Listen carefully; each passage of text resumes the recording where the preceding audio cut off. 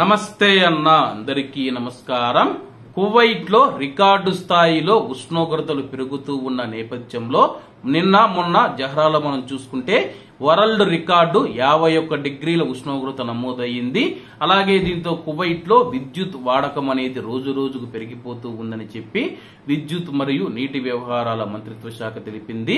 అలాగే 15,343 మెగావాట్లకు చేరుకుందని చెప్పి రాబోయే రోజుల్లో రికార్డు స్థాయిలో కువైట్ లో విద్యుత్ వినియోగం ఉండనుందని చెప్పేసి అధికారులు తెలుపుతూ ఉన్నారు. తాజాగా కువైట్ విద్యుత్ మంత్రిత్వ శాఖ విద్యా మంత్రిత్వ శాఖకు కీలక సూచన చేసింది. వేసవిలో విద్యుత్ వినియోగాన్ని హేతుబద్ధీకరించడానికి కువైట్ లోని ఏసీ కండిషన్లు ఎయిర్ కండిషన్లు ఏసీలు ఏవైతే ఉన్నాయో 24 డిగ్రీల సెల్సియస్ కు సెట్ చేయడానికి 24 డిగ్రీల సెల్సియస్ కు సెట్ చేసి ఏసీలు ఉపయోగించాలని చెప్పి ఎయిర్ కండిషనింగ్ మరియు లైటింగ్ సిస్టంలను మూసివేయాలని చెప్పి విద్యుత్ మంత్రిత్వ శాఖ విద్యా మంత్రిత్వ శాఖకు సూచించింది.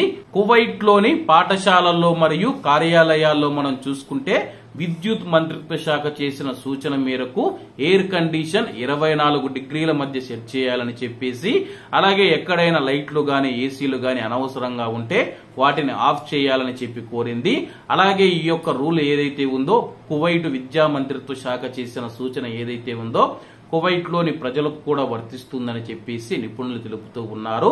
కువైట్ దేశం విద్యుత్ సంక్షోభంలోకి వెళ్లకుండా చూడవలసిన బాధ్యత విద్యుత్ మంత్రిత్వ శాఖ మీద ఎంత ఉందో అలాగే కువైట్ లో ఉన్న ప్రజలపైన కూడా అంతే ఉందని చెప్పి నిపుణులు అధికారులు తెలుపుతూ ఉన్నారు. కాబట్టి అందరూ బాగుండాలి, అందులో మనం ఉండాలి. అందరికీ నమస్తే అన్న, జై హింద్.